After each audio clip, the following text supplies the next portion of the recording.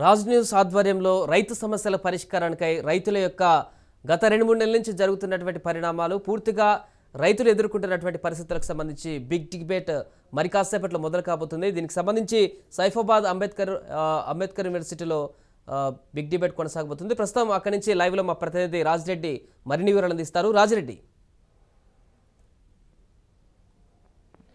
Raj news ఎప్పుడు ప్రజల పక్షంగా, ప్రజల గొంతుగా, ప్రజల వాణిని వినిపిస్తూ ఉంది. ముఖ్యంగా ఈ యొక్క నేపథ్యంలో రైతులు చాలా సమస్యలు ఎదుర్కొంటున్నారు. రైతులు పడుతున్నటువంటి ఇబ్బందులను అనుక్షణం రాజ్ న్యూస్ చూపిస్తూ ఉంది. ఈ యొక్క నేపథ్యంలో అసలు రైతులకు ఎందుకు ఇలాంటి ఇబ్బందులు ఎదురవుతున్నాయి, రైతుల సమస్యలను ఏ విధంగా అయితే పరిష్కారం జరుగుతుంది అనేది కూడా రాజ్ న్యూస్ పెద్ద ఎత్తున వ్యవసాయ నిపుణులతో, వ్యవసాయ శాస్త్రవేత్తలతో, అదేవిధంగా వివిధ రాజకీయ పార్టీల నాయకులతో పెద్ద ఎత్తున బిగ్ డిబేట్ను నిర్వహించడానికి రంగం సిద్ధం చేసింది. మరి కాసేపట్లో ఈ యొక్క రౌండ్ టేబుల్ సమావేశం జరగనుంది. రాజ్ న్యూస్ చైర్మన్ నాయని నరోత్తం రెడ్డి ఎప్పుడు కూడా ప్రజా సమస్యలను వెలికి తీసే ప్రయత్నంలోనే రాజ్ న్యూస్ ఉంటుంది. ఈ యొక్క నేపథ్యంలో రౌండ్ టేబుల్ సమావేశము రాజ్ న్యూస్ చైర్మన్ నాయని నరోత్తం రెడ్డి ఆధ్వర్యంలో జరగనుంది. దీనికి వివిధ రంగాలకు సంబంధించినటువంటి నిపుణులు, వ్యవసాయ నిపుణులు, శాస్త్రవేత్తలు, అదేవిధంగా వివిధ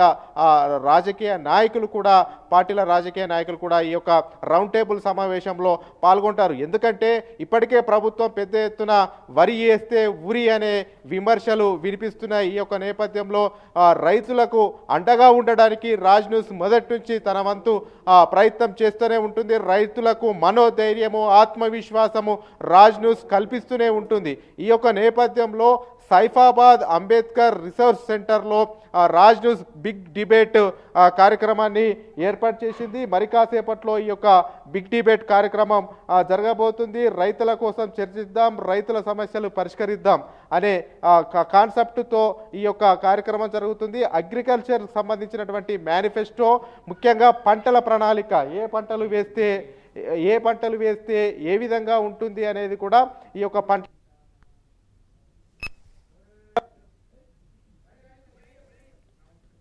అయోమయానికి గురవుతున్నారు, పెద్ద ఎత్తున ఆందోళన చెందుతున్నారు. అసలు ఏ పంటలు వేయాలి, ఎట్లా వేయాలి అనేది కూడా రైతులకు పాల్పోవడం లేదు. ఎందుకంటే ఇప్పటికే చూసుకున్నట్టయితే కొన్ని భూములు ఉంటాయి, అవి కేవలం వరి ధాన్యం వేస్తేనే, వడ్లు వేస్తేనే పంట వస్తుంది, మిగతా పంట ఏది వేసినా కానీ రాదు. ఈ యొక్క నేపథ్యంలో అసలు ఈ యొక్క వ్యవసాయ ప్రణాళిక ఎలా ఉండబోతుంది, వ్యవసాయ మేనిఫెస్టో ఎలా ఉండబోతుంది, సలహాలు, సూచనలు ప్రభుత్వానికి ఇవ్వడానికే పలువురు నిపుణులు వచ్చారు. ఇప్పుడు మనం చూసుకున్నట్టయితే కొన్ని అనుమానాలను నివృత్తి చేసుకునే ప్రయత్నం చేద్దాము. చెప్పండి సార్, ఇప్పటికే ప్రభుత్వము చెప్తా ఉంది వరి వేస్తే ఉరి అని చెప్తుంది, పంట ప్రణాళిక లేదు, రైతులు అయోమయ పరిస్థితిలో, గందరగోళ పరిస్థితిలో ఉన్నారు.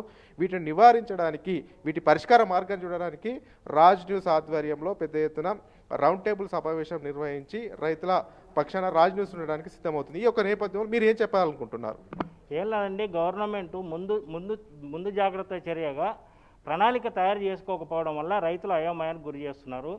ఏదైతే వరి వేస్తే ఉరి అనే ఉద్దేశం ఎప్పుడైతే రైతులకు చెప్పాలనే విషయంలో ప్రభుత్వం ఫెయిల్యూర్ అయిందనే చెప్పవచ్చు. ఎందుకంటే ఒక సంవత్సరం ముందుగానే ఏ పంటలు వేస్తే ఏది మార్కెట్ వీళ్ళు డిమాండ్ ఉంది, ఏ పంట వేయాలి అనే దాని మీద వ్యవసాయ శాఖ ద్వారా రైతులకు అవగాహన సదస్సులు పెట్టి అవగాహన జరిపించాలి. ఆ విషయం మీద రాష్ట్ర ప్రభుత్వం ఏమాత్రం అవగాహన లేకుండా తీర మూమెంట్ వచ్చినాక పంటలు వేసే సమయానికి వరేస్తే ఊరి గవర్నమెంట్ కొంటలేదు, మేము కొనలేమనే ఉద్దేశంతో వాళ్ళు రైతులను గందరగోళానికి గురి చేస్తున్నారు. ప్రణాళికాబద్ధంగా ఏదైతే మార్కెట్లో డిమాండ్ ఉందో ఆ పంటల మీద రైతులకు అవగాహన కల్పించి ప్రత్యామ్నాయ పంటల రూట్లో రైతులను సహకరించే విధంగా వారికి కావాల్సిన విత్తనాలు కావచ్చు, వారికి కావాల్సిన పరికరాలు కావచ్చు వాళ్ళకు సమకూర్చినట్టయితే రైతుల అవగాహనతోని వాళ్ళు వేయడానికి వీలుండేది. ఇప్పుడున్న పరిస్థితుల్లో ఇప్పుడు ఓన్లీ పొలాలు మాత్రమే అంటే మన తరి అంటారు దాన్ని మన గ్రామీణ భాషలలో. పొలాల కాలువ కింది కానీ చెరువుల కింది కానీ ఈ పొలాలు మాత్రమే ఒడ్లు పండే అవకాశం ఉన్నాయి. మిగిలిన మెట్ట పంటలలో కూడా కుష్కాలు తరి అంటారు.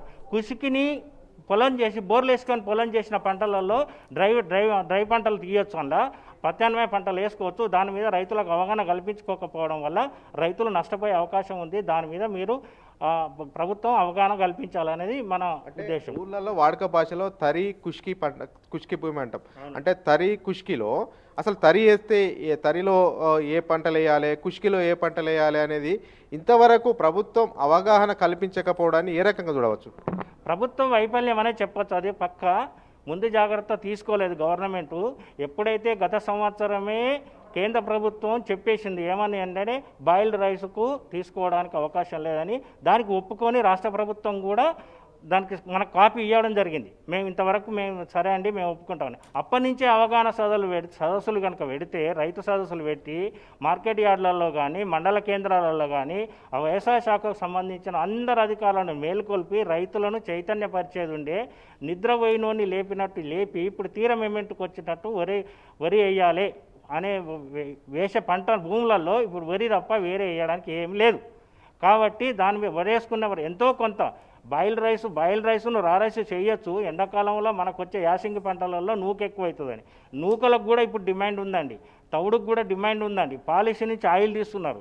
ఇది వీళ్ళకు నూకలో రాగానే నష్టం అయితే ఏం లేదు. గవర్నమెంట్కు ప్రత్యామ్నాయ పంటలు మార్చితే ఎంత సబ్సిడీలు ఇస్తుండ్రో, పరికరాలకు ఎంత సబ్సిడీలు ఇస్తుండ్రో వాటి మీదకెళ్ళి వీళ్ళు అవగాహన కల్పించి కొంత నష్టపెట్టుకుంటే లాభం లేదు. లాభం వచ్చినాడు తిన్నది గవర్నమెంట్, బాయిల్డ్ రైస్ అమ్ముకున్నది, ఇతర రాష్ట్రాల నుంచి కొన్నది, మన రాష్ట్రంలో పండించింది గవర్నమెంట్కి అమ్ముకున్నది. దాని మీద లాభం తీసుకున్నాడు, ఏ సప్పుడు లేదు. ఇలా ఎప్పుడైతే బాయిల్డ్ రైస్ ఎవరు తింటున్నారండి ఈ రోజులలో? బాయిల్డ్ రైస్ ఇంతకుముందు వేరే రాష్ట్రాలు 2-3 రాష్ట్రాలు తినేది, వాళ్ళు కూడా సన్న బియ్యానికి అలవాటు పడ్డారు. ఇప్పుడు మామూలు రైతులు మన దగ్గర రేషన్ బియ్యానికి కూడా బాయిల్డ్ రైస్ మాకు దొడ్డు రైస్ వద్దు సన్న రైస్ కావాలని కోరుతున్నారు. అటువంటి పరిస్థితిలో బాయిల్డ్ రైస్ను తగ్గించమన్నారు తప్ప రైతులు పండించేది వడ్లండి, రైతులు పండించేది వడ్లు, రైతులు కొనేది స్టేట్ గవర్నమెంట్, కేంద్ర ప్రభుత్వం కొనేది బియ్యం.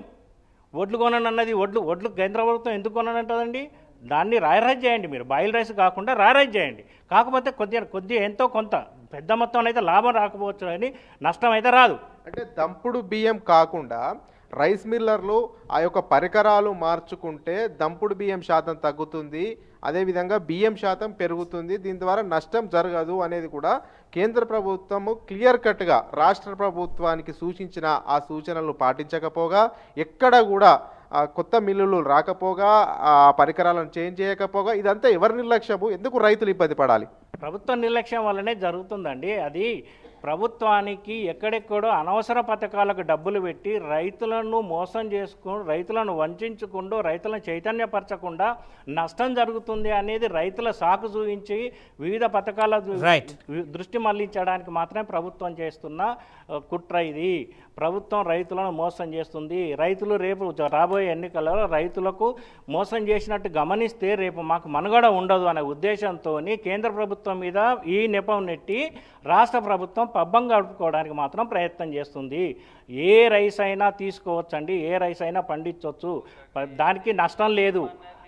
రైతులను అవగాహన పరచకపోవడం వల్లనే రాష్ట్ర ప్రభుత్వం విఫలమైందని స్పష్టంగా చెప్పవచ్చు. మొత్తానికి చూసుకున్నట్టయితే పూర్తిగా రాష్ట్ర ప్రభుత్వం నిర్లక్ష్యం వల్లే ఇదంతా రైతులకు ఇబ్బంది జరుగుతుంది. రైతులకు కనీస అవగాహన కలిగించలేదు. అయితే ఏ భూమిలో ఏ పంట వేస్తే లాభం జరుగుతుంది, పంట మార్పిడి ఏ రకంగా చేయాలి అనేది కూడా రాష్ట్ర ప్రభుత్వము రైతులకు అవగాహన కలిగించకపోగా, అదేవిధంగా రైస్ మిల్లర్లకు కూడా ఆ పరికరాలు చేంజ్ చేస్తే ఆ ఉప్పుడు బియ్యం బదులు దంపుడు బియ్యం బదులు రైస్ అంటే బియ్యము ఎక్కువ మోతాదులో వస్తాయి. వీటన్నిటినీ కూడా పరిశీలించకపోవడం వల్లే ఇలాంటి నష్టం జరుగుతుంది. దీనన్నిటికీ రైతులు నష్టపోవాల్సి వస్తుంది. రైతులు ఉప్పుడు బియ్యమా దంపుడు బియ్యమా లేకపోతే అవి పండించరు, కేవలం వడ్లు పండిస్తారు. కేంద్ర ప్రభుత్వం కూడా ఎక్కడ వడ్లను కొనని చెప్పట్లేదు. పూర్తిగా రాష్ట్ర ప్రభుత్వం నిర్లక్ష్యం వల్ల ఇదంతా జరుగుతుంది. ఈ యొక్క రౌండ్ టేబుల్ సమావేశంలో ప్రభుత్వానికి పలు రకాల సూచనలు సలహాలు ఇస్తాము, ప్రభుత్వం కూడా పాటించాలని కూడా బీకేఎస్ నేత చెప్తున్నటువంటి పరిస్థితి కనబడుతుంది. Over to studio. Right, thank you Rajireddy. So మొత్తానికి మరి కాసేపట్లో రాజ్ న్యూస్ ఆధ్వర్యంలో రైతు సమస్యలపైన బిగ్ డిబేట్ కొనసాగనుంది.